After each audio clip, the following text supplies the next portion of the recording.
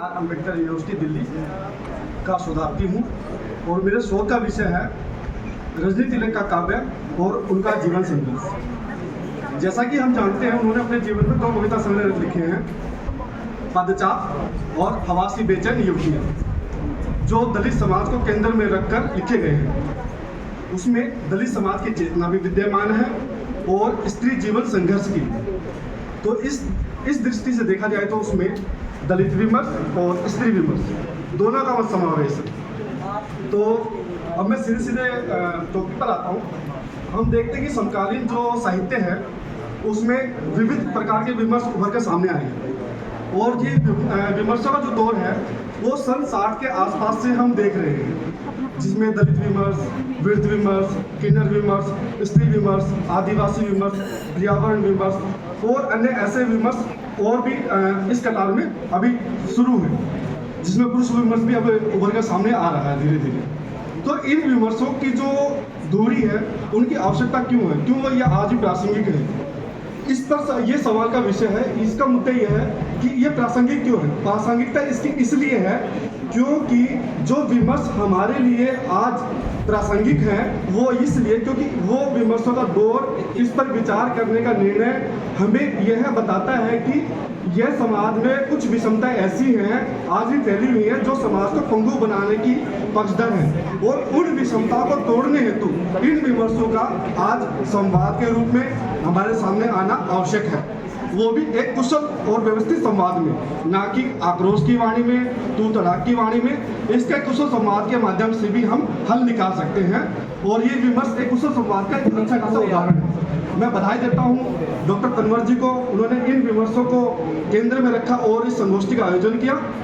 तो हम देखते हैं रजनी तिलक जी जो अपने दोनों कविता संग्रहों में दलित विमर्श और स्त्री विमर्श को केंद्र में रखते हुए जब लिखती है कि उनका पहला कविता संग्रह था 2008 में पदचाप। उस पदचाप को पढ़ते हुए मुझे इस बात का एहसास हुआ कि उनके काव्य में विविध विचार की है, जैसे बुद्ध का दर्शन, दलित स्त्री की जीवन संघर्ष गाथा, सावित्रीबाई माता फुले की प्रेरणा, बाबा साहब की विचार की, दलित नारी मुक्ति की कामना और पितृसत्तात्मक समाज के प्रति आक्रोश, ये हम उनके कविता संग्रहों में देख सकते हैं।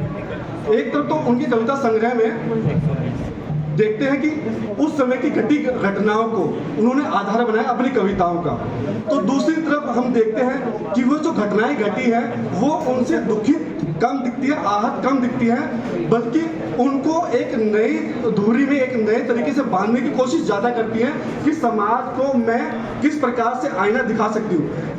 ये जो एक विमर्श चला था कि अदर समाज के लोगों को एक गाली समझाना या एक तरीके से कहना कि आप लोगों ने ऐसा किया, लेकिन मैं इनको पढ़ते हुए ये समझ में आया या ये यहाँ तक पहुँचा कि इन्होंने ये कहा कि हम दूसरों को तो बाद में देखें, पहले अपना घर तो देख लें।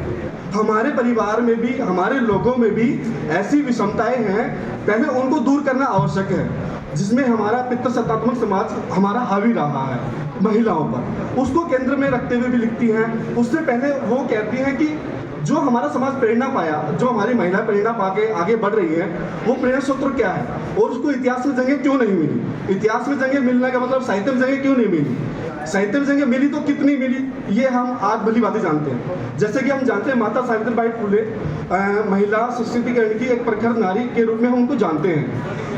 तो हमारे साहित्य में माता सावित्रीबाई फुले का कहाँ जिक्र होता है हम भली भांति जानते हैं, कहाँ का बहुत कम जंगल दिखाई देता है। तो उस बात से आहत होकर माता सावित्रीबाई फुले लिखती हैं कि सावित्री फुले तुम इनसे अलग थी, तुम इतिहास से हटा दी गई, तुम पहली पद दलित स्त्री थी जिसने ऊंची आवाज में शुद्ध अति शुद्ध स्त्री जाति के मान स्वाभिमान को जगाया था, लेकिन मुझे दुख है कि तुम्हें इतिहास से, साहित्य से दूर करके रखा गया, इसका मुझे दुख है। इसके अलग अगर मैं आगे बढ़ता हूँ इसी उसमें, तो हम जानते हैं कि रजनी तिलक दलित होने के साथ एक स्त्री भी है, उसका स्त्री मन भी है। वह स्त्री की पीड़ा को इस रूप में बड़ी भांति जानती है और स्त्री होने की वजह से स्त्री पर होने वाली जो शारीरिक मानसिक समस्या प्रताड़नाएं हैं, उन पर होता बलात्कार है, उपेक्षा है, घृणा है, उनको भली भांति उन्होंने अनुभव भी किया है। और वही अनुभव उनकी रचनाओं में हमें दिखाई देता है। जैसे वो जानती है कि तथाकथित कहने वाली वो जो जातियों तो उन्हें सताई ही है, लेकिन जो अपने परिवार के पुरुष हैं, जो पितृसत्तात्मक समाज है, उन्होंने तो सताया है। उनको आईना दिखाते हुए वो कहती है कि हमारे घर की महिलाएं अगर चुपचाप दर्द दुख सहन पीड़ा सहन कर रही है, तब हमारा परिवार चल रहा है। यदि हमारे घर की महिलाएं इन परिवारों में इन पुरुषों का प्रतिकार करना प्रारंभ कर दे, तो हो सकता है कि हमें परिवार से बाहर निकालकर फेंक दिया जाए। और यह कहीं ना कहीं सच्चाई भी है। महिलाओं की यहाँ पर सहनशीलता ही होती है कि वो परिवार को संजोकर रखने का कार्य करती है। तो तब कहती है कि सदियों से औरत जात संपत्ति संसाधनों से वंचित संस्कृति को ढोती आई है, ढूंढ रही है एक ढूंढ जिसे वह अपना कह सके। हजारों नाम से धजी है स्त्री, असंख्य उपमाओं से सजी है स्त्री, ढूंढ रही है फिर भी अपना वजूद कहीं खुद को पहचानने में। यह आप इस बात को देखिए कि वो क्या कहना चाह रहे हो, क्यों उसने अपना वजूद की बात की। वह भी इस पीड़ा को भुगतभोगी थी।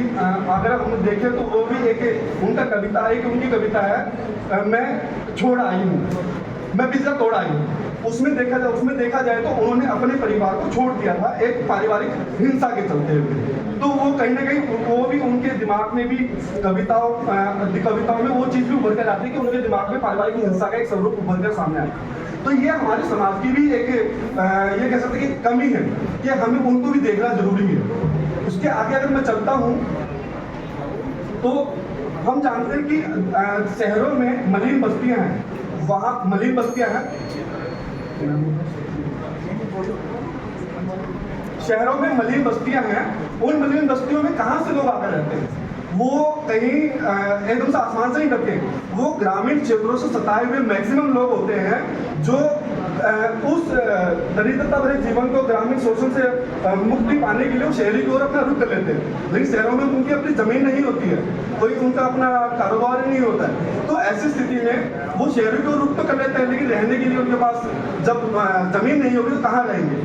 वो ऐसा माहौल ढूंढते हैं शहरों में जहाँ पर सभ्य समाज के लोग जाना उचित नहीं समझते या नहीं जाते।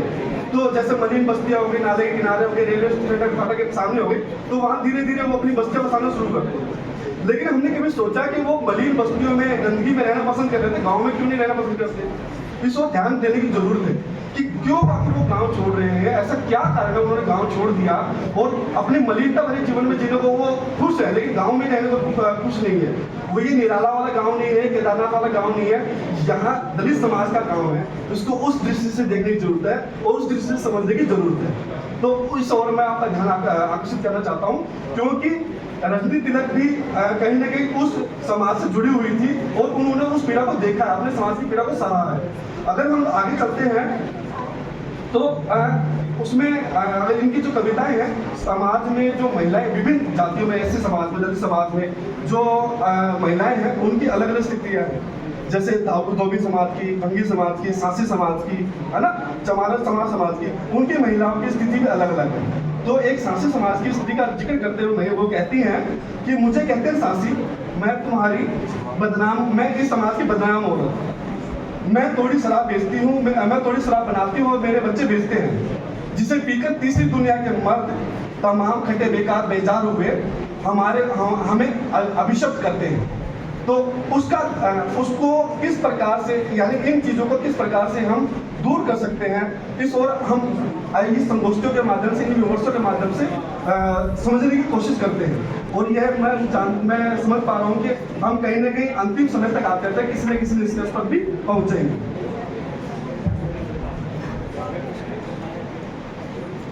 हम जानते हैं कि आधुनिक परिस्थितियों के अनुरूप जो व्यक्ति है, पुरुष है, समाज में बदलाव चाहता है कि परिस्थितियां बदल के समाज बदलना चाहिए। लेकिन ये बदलाव वो चाहता है कि मैं तो बदलाव चाहता हूँ, व्यक्ति भी मेरे साथ सामने है और जो समाज की आधी आबादी कहने वाली स्त्री है वह भी साथ चले और तभी समाज में परिवर्तन हो सकता है। लेकिन जो समाज में आधी आबादी कहने वाली स्त्री को वो सामने लाने की कोशिश करते हैं, साथ लेकर चलने की कोशिश करते हैं, क्या वह स्त्री उस समाज, वो जो व्यक्ति है अपने समाज की महिलाओं को कहता है? नहीं कहता। वो बदलाव तो चाहता है पड़ोस की महिलाओं के साथ, वो कहता है कि आप साथ रहेंगे, अपने घर की महिलाओं को कहता है आप घर में रहेंगे।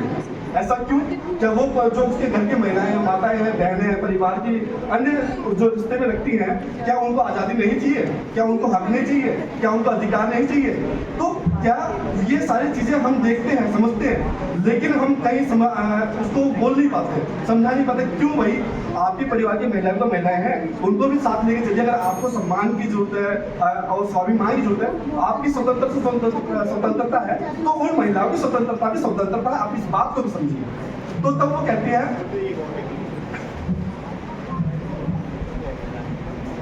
तो अब हम जानते हैं कि जो महिलाएं होती हैं, कहते हैं जो महिला सीधी होती है, सच्ची होती है, गाय के समान होती है। गाय जो प्रताड़ना सह ले, दुख सह ले, लेकिन उसका प्रतिकार ना करे, है ना। तो रजनी तिलक उनमें से नहीं थी, तो और उनको लड़ाकी नाम दे दिया गया। और ऐसे नामों से हम अनेक नामों से बोल सकते हैं कि वो कैसी लड़की है, ऐसी लड़की है, वैसी लड़की है, ऐसी उल्टा है, कलंकिनी है, परिवार की मर्यादा से नाम बोलिए। तो रजनी तिलक को इन्हीं व्यवहार के चलते उनको लड़ाकी नाम दे दिया गया। लेकिन वो उससे हताश निराश नहीं होती, बल्कि उसको सहज स्वीकार लेती है। वो कहती है कि तुम मुझे अगर लड़ाकी कहते हो तो मुझे पसंद है। अगर लड़ाकी होना तुम्हारे लिए, लड़ाकी होना अगर तुम्हारे लिए मेरा संज्ञा का नाम स्वरूप है, तो मुझे एक्सेप्ट करती हूँ। और लड़ाकी होना यदि समाज की कुरीतियों को दूर करने वाली महिला का नाम है, तो मैं लड़ाकी हूँ। इस बात को जब उम्र चली जाती है रजनी तिलक ये दुनिया छोड़कर, तो उनकी स्मृति में एक संपादित पुस्तक करते हैं मुकेश मानस जी और रजनी अनुरागी जी। उस पुस्तक में संपादकीय में लिखते हैं उनके लड़ाकी के इस व्यवहार के ऊपर, क्योंकि हम जब देखते हैं ना कि जो व्यवहार होता है, जो व्यक्ति को उभर कर आता है, वो कहीं ना उसके बचपन से, समाज से, उससे संबंधित होकर ही उभर कर सामने आता है। उसका परिष्कृत रूप हम अपने प्रोजेक्ट समय में भी देख सकते हैं। तो वो जब वो कहती है भूमिका में रजनी तिलक को संबोधित करते हुए कि बचपन से लेकर अपने जीवन के अंत तक वह जिम्मेदारी, साहस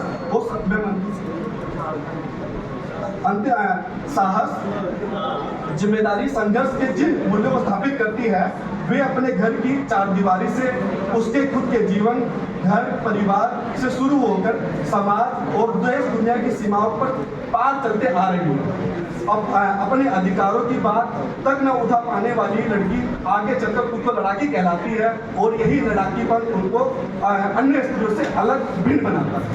इसी व्यवहार को, इनके साहित्य को समझते हुए और इनके जीवन संघर्ष को समझते हुए जयप्रकाश दर्पण हिंदी दलित आलोचना के स्वरूप के रूप में भी हम उनको देख सकते हैं, और वो हिंदी आलोचक के रूप में उनके सामने है, उनकी कविताएं भी। तो एक आलोचक की दृष्टि से वो रजनी तिलक को संबोधित करते हुए लिखते हैं कि रजनी नारी मुक्ति प्रवक्ता है, वर्षों से वह नारी मुक्ति आंदोलन के रूप में सक्रिय रही है।